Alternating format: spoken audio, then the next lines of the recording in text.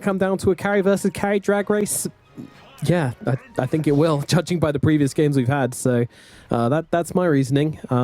But yeah, I mean, I can see both drafts working, to be fair. I don't think anybody's particularly far ahead, but I'm leaning Alliance's way. Let's see how it goes. Let's get into it. It is game number 3. Both teams 1-1 here at the Division 2 DPC. Alliance versus ex-Monaspa. Playing it out here for those all-important points. And just to remind you guys, Alliance are currently 0-2 in series standings at the moment. If they get to 0-3, it's going to be very, very difficult for them to break into the top 2 positions. And beyond that, it looks pretty scary. So you want to make sure they get that win.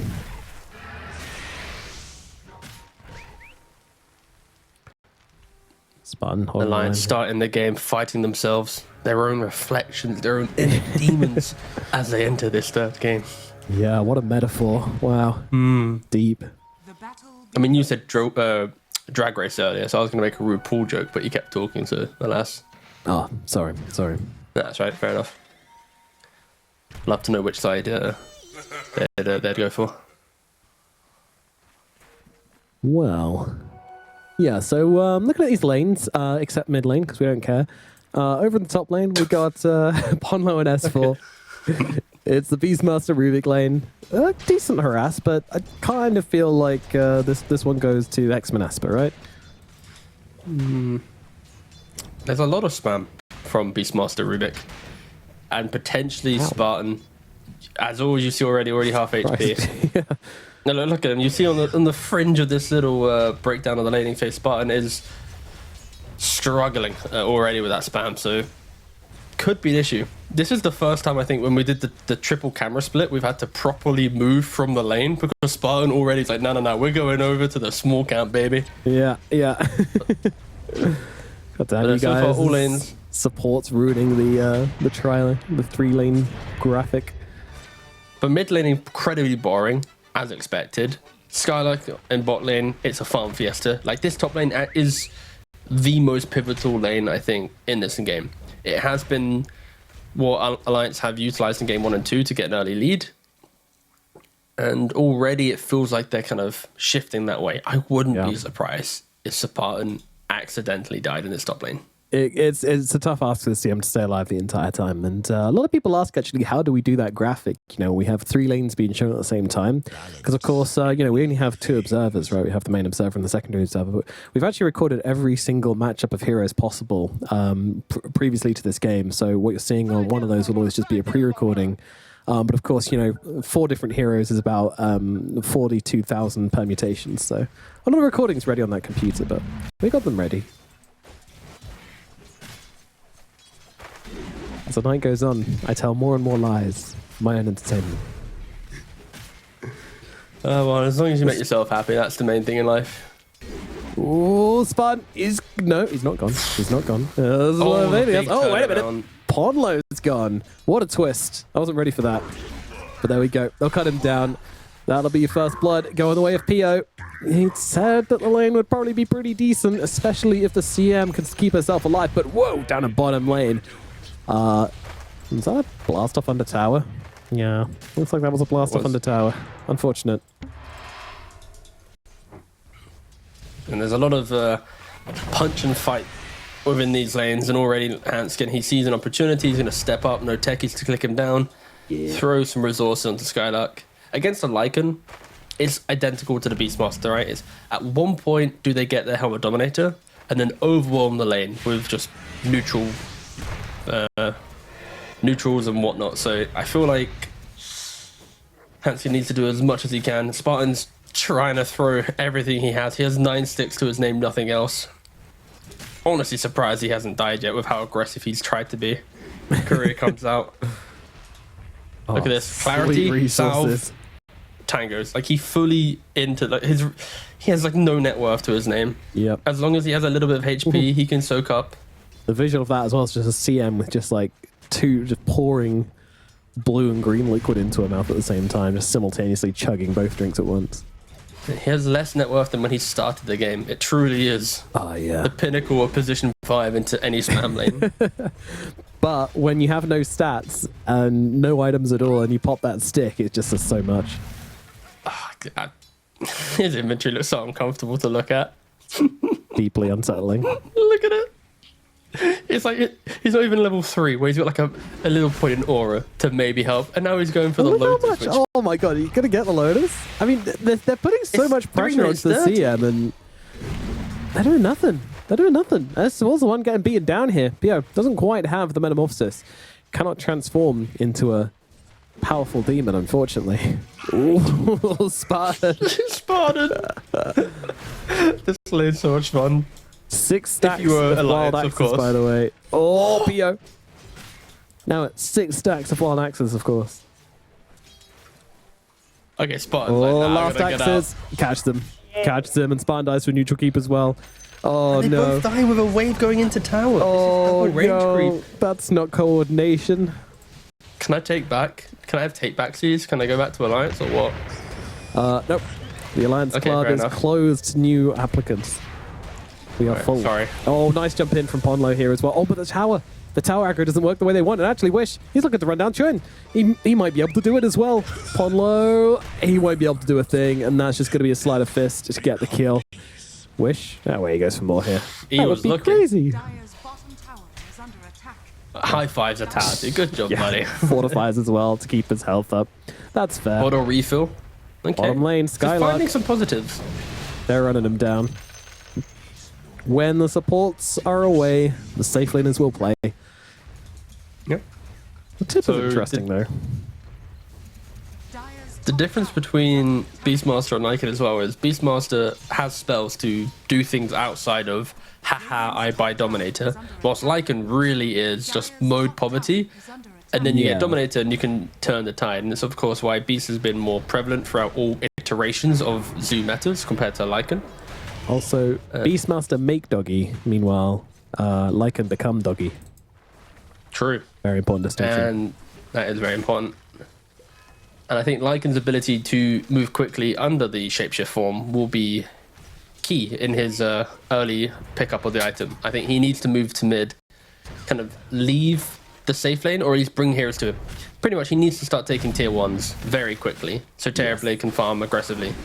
And S4 taking the That heavy, instantly heavy hits from Pio here as well. Yeah, once they have that Metamorphosis, it just does feel like a free kill.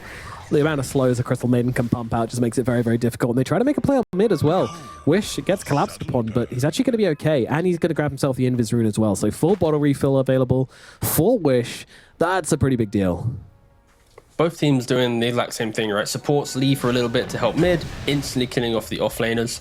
And I think the difference between Alliance's version of Beastmaster with a spammy support, normally we see, for example, like 33 go mana boots, and he will continue axe spamming. His support will rarely leave him, because then there's no way for the Terrorblade to play on. But because S4 went for this Vanguard rush, it isn't as consistently present of a Beastmaster.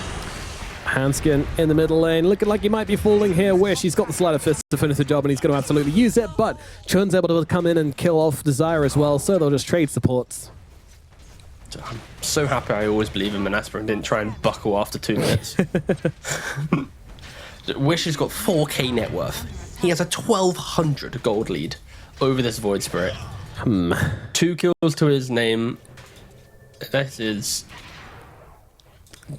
Yeah. A delightful start. What else do I say to this? He's 45-3 to the 36-3 of the Void Spirit. He's had, to be fair, a couple bottle refills, so a little bit of a helping hand. Oof. Good little jump from the Void Spirit there. Keeps himself to safety as Tekis tries to catch him out. But yeah, that's been bottle refills, that's been visits to mid, but ultimately, you know, she's had the same on the Void Spirit as well, but... He's only got 1 step left in 3 seconds time, so very marginal window, but with no blast off, Yeah, it's tricky. not really able to connect. Oh, Wish Oh, and isn't the career stopping, died. though. Gotta be Wish careful just here. lost his phase boots. Yeah, that's pretty bad. Oh, Chun's actually jumping forwards here, but he's right under the gaze of Desire.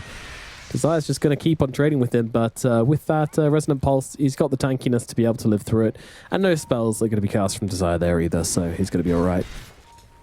And meanwhile, in the top lane, we were seeing just Hanskin kind of poke his head at PO65 for a little bit. Dire's top tower and the supports, they understand who's the strongest hero on the map right now for Alliance. You need to, in games where your mid is struggling, you don't go to mid. You go to other side of the map. But the mid comes to you. Wish flying into the top lane here. I feel like he's going to get a lot done here. What can he pull off? Looking for Ponlo, looking for the easy kill to start the fight with, but he's taking a bit of time to die. Meanwhile, Hanskin will actually die on the sidelines to PO and to Wish, and it's going to be a double kill for Ember. And now he's actually looking to continue in the mid. He just continues it going right now. Giant, he has got himself another astral step to get himself back, and Wish won't be able to keep on chasing. He has got cooldown somewhere, this hero, and they will eventually come into effect. It feels like he's playing with an arcane rune the entire time. He's everywhere. Fight again. He's holding true to his like 1,200 gold lead. The portal gank from the carry onto the other carry. Charlie is going to get caught out here. He is strength morphing straight away. He's got one waveform. He needs to use it wisely. Oh, the strength morph. Is it going to keep him alive? TP out coming. He's going to be okay. That's a tip, though. If you're Charlie right there, you tip Spartan, because Spartan knows that, damn, I wasted my frostbite. Yeah. I let you TP out. But it doesn't really matter at the end of the day, because Terrorblade syncs up with Lycan, takes the tower, able to progress the map at an equal rate to this Beastmaster. Yeah, in fact, he's already coming back. He's considering going back to defend, but actually decides he's going to take the camp instead. Screw the tower. I don't need it. Meanwhile, over in the middle lane, they catch another little kill out onto the techies. Blast offs into two supports. That's the way it goes sometimes. At least it wasn't your mid laner. Yeah, Jordan just doing a really good job constantly dodging and diving this, and eventually he picks up the dissimulate point, which allows him then to naturally dodge techie spells without having to use bigger resources like Astral Step. And the regen rune is top. Will Wish go for it? No. Gotta give it away to the Void Spirit. Yeah, not this time. Finally, a little bit of respite for this Void Spirit. Been under so much aggression, and to be only 700 gold away from Ember Spirit after all of this, that is testament to how good of a player he is. Yeah, for sure. Everybody's kind of kept their cool so far, which is good to see. No one's really making any crazy plays or getting too ahead of themselves. We haven't got to like first Roshan and all the real saucy stuff of the series yet. Oh yeah, I'm not expecting anybody to be sane by that point, but 10 minutes in, no one's run down a lane yet. Good stuff. That's a win in my books. I'm playing a lot of ranked T. It's the bar is low. Yeah, don't get me started on ranked.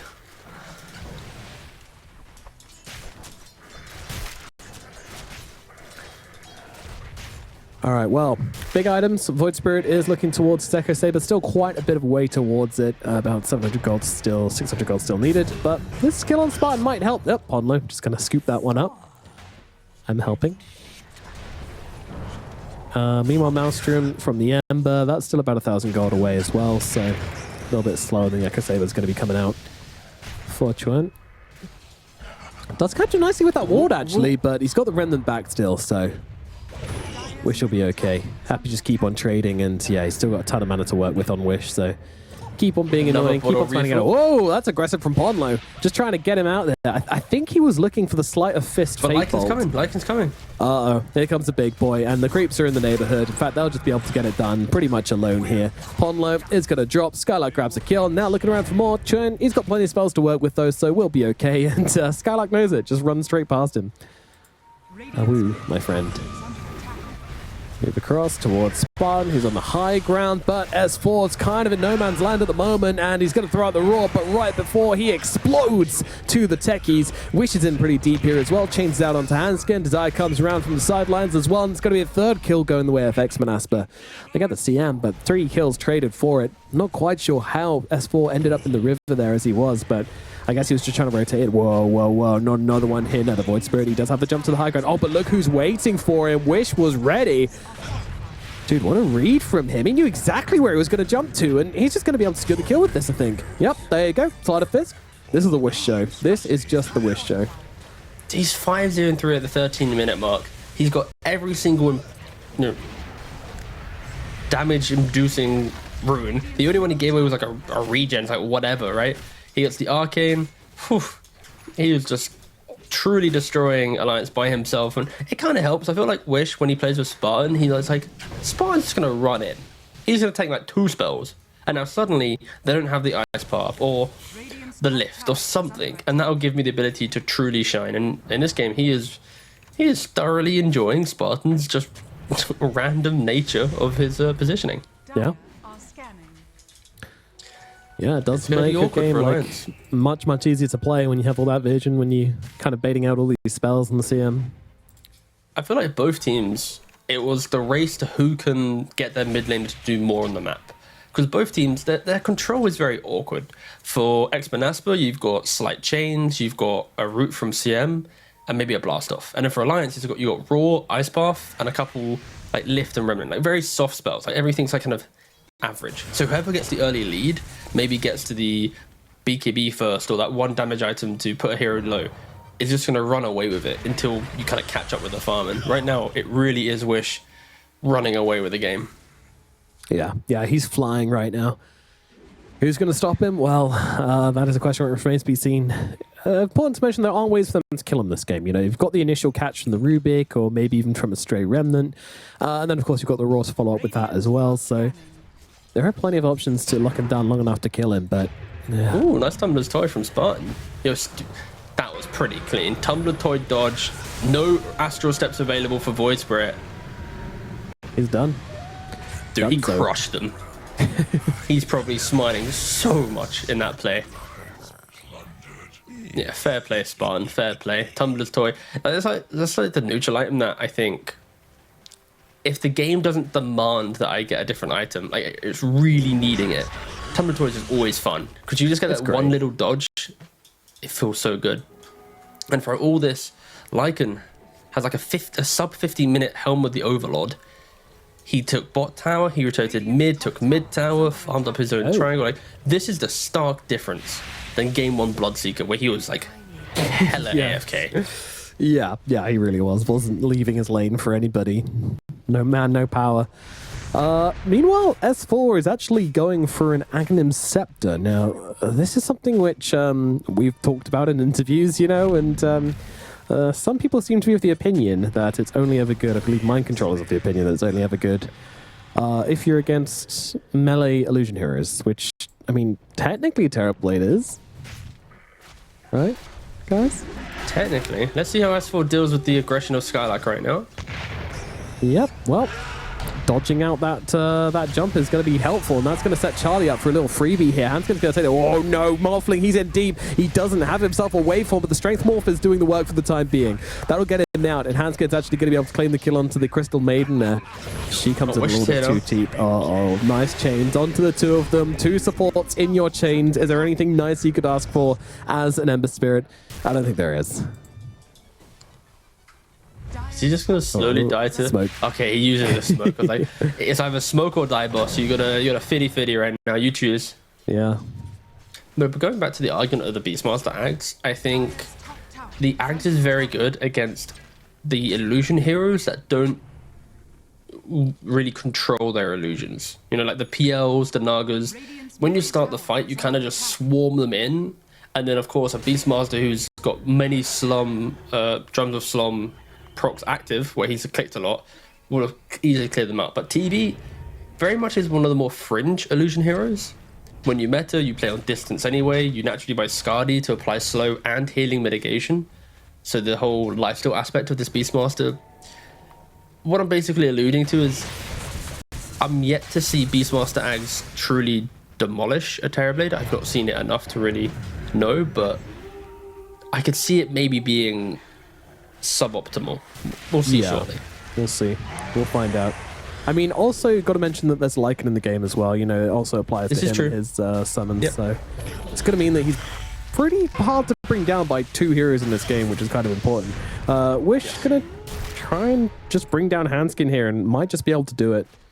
Don't think there's much response from Alliance here. Let's see. Maybe they can punish, but no, there's so many Monaspa heroes here. There's nothing they could do. They'll just have to leave Hanskin and move on. This is such a filthy combination, right? The CM enables the Ember with the mana. Root sets up for the roots. You then got Lycan who progresses the map. Techies with the damage. Yeah. Meanwhile, you've just got PO65 nearly just dying to a solo Charlie, but this is the perfect game that you want. When you pick up these big cores, you want to have all 4 heroes taking the fight, pressuring the map. Yeah, for sure. And Milan actually trying to catch out Choi in here as well, but he's just going to be able to TP himself to safety. No big worries there. I mean, he's struggling a lot in this game.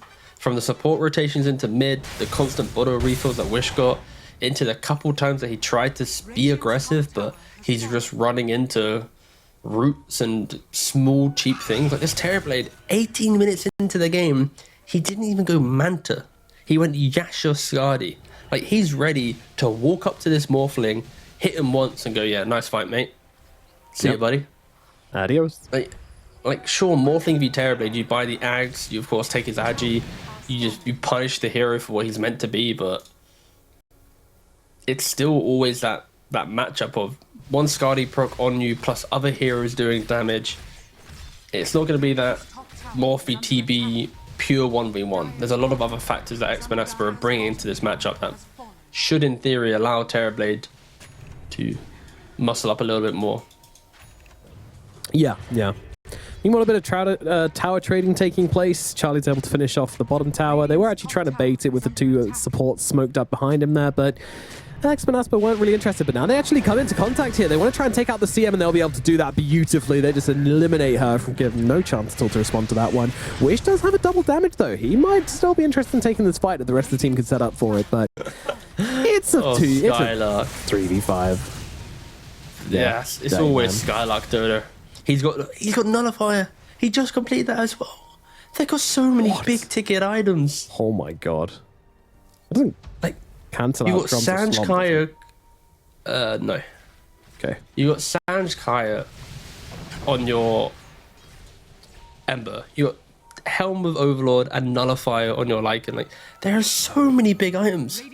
Surely ex-Monaspa needs to look for the fight, needs to try and get to a Roshan.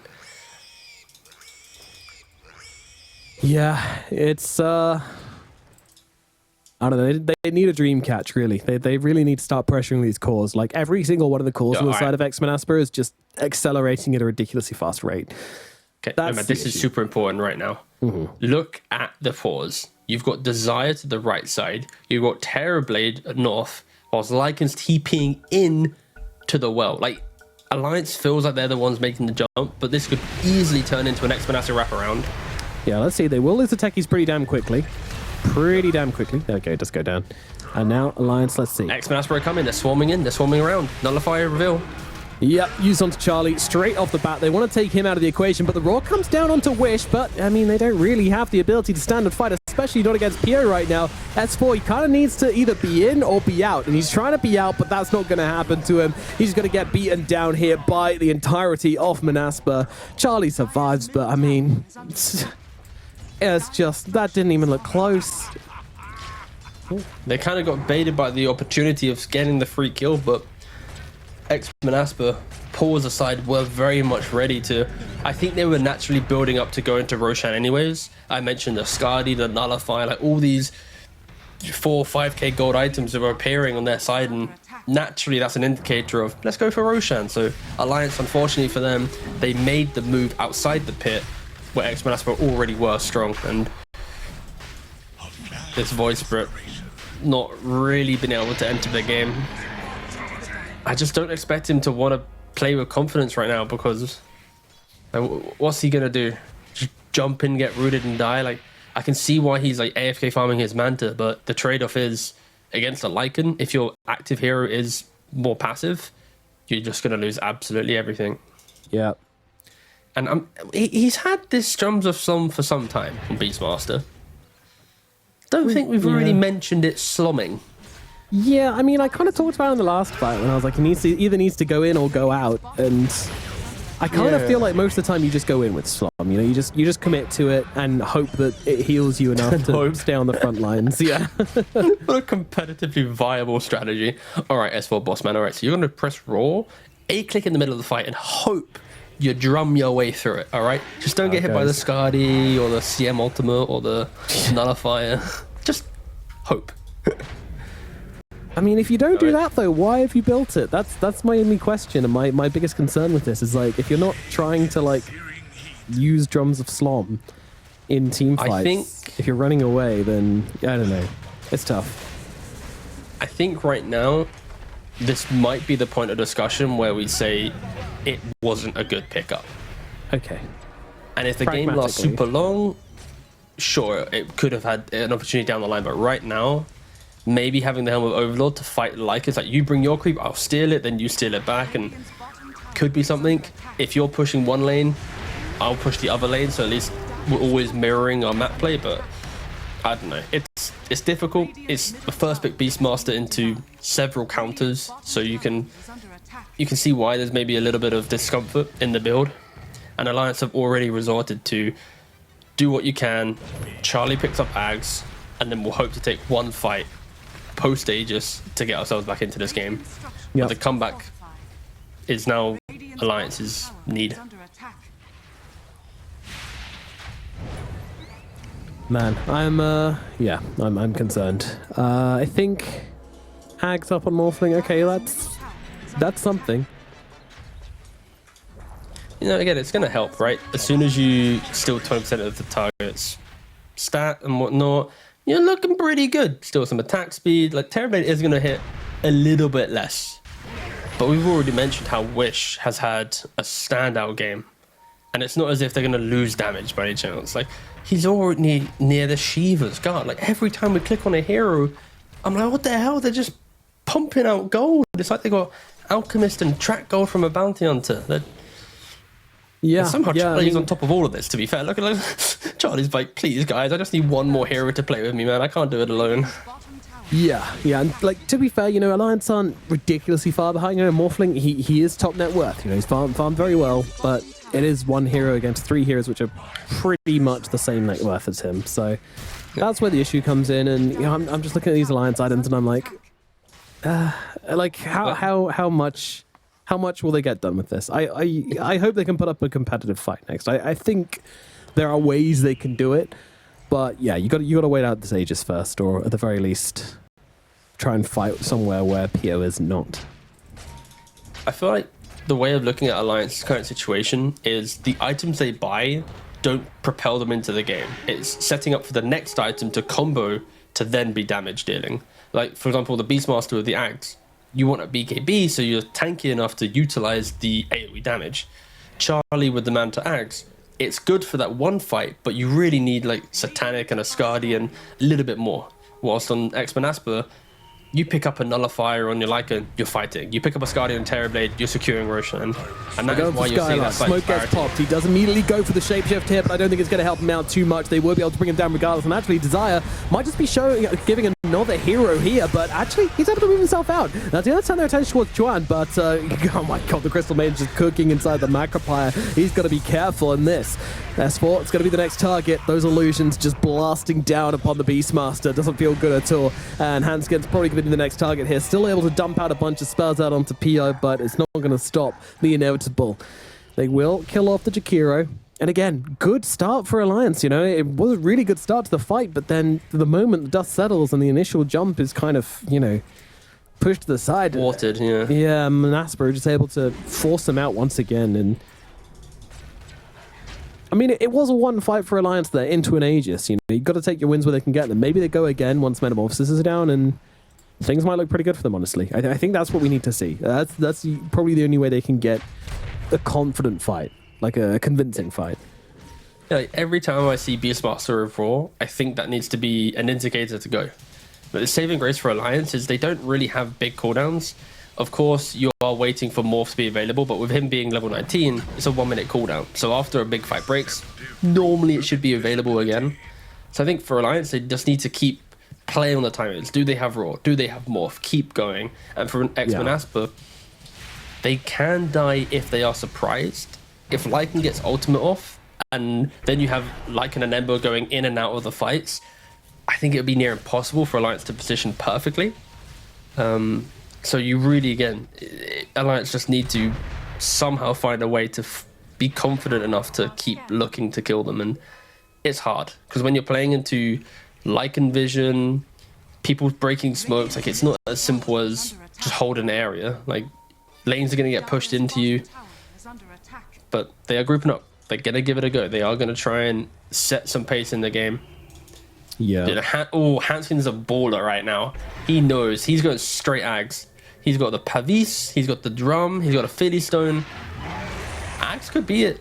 Like, I've seen plenty of games get turned around. Once you turn this into pure damage, extra duration, a little bit longer, like It's kind of insane. Yeah. it does numbers. Needs to not die here though, and that'll be the case. Yeah, I mean, I think especially versus Terrorblade as well, right? Like, you can. You want to stand your ground, yeah. Yeah, you can kind of look to try and take down those. Oh, a little mini wolf. Go Pomlo.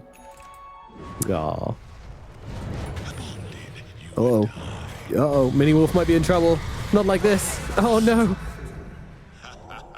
Oh, nice try, but unfortunately, Ponlo is going to go down here. And now Monaspa looking to try and push a little bit of high ground here, maybe? It's difficult just because of the Lycan not having the shapeshift. So you have like a 1 minute window with no shapeshift. Don't really know when he... Yeah, I guess he could be going pretty soon, but right now with Terrorblade and Lycan lineups, as soon as you get to this position, you want to like get to the tier 3, poke them a little bit, and then just... If they respond, sure, great. They came back, but you never really overcommit. They need to be careful. Roshan is going to be respawning in about 30 seconds time. PO65 is super defensive. He's got the Manta, the Skadi, the Lincolns, then going for the Butterfly, trying to prevent Morphling from actually locking on to him and being a thorn in his side. That's what's going Shivas. Okay. That's unusual for Beastmaster. I thought he'd go like BKB, right? So then he can at least slom it up, but Is under attack. he's just going to throw some extra slows to annoy the Lycan a little bit, but this isn't like interesting. I will be very intrigued what the reasoning is behind this, because I guess he's got a lot of AoE stuff, right? The drum, the Shivas, Crimson for his own team. It's a lot of like anti-summon plus anti just general physical damage items he's buying. Yeah. But it's quite uncomfortable to look at being a Beastmaster.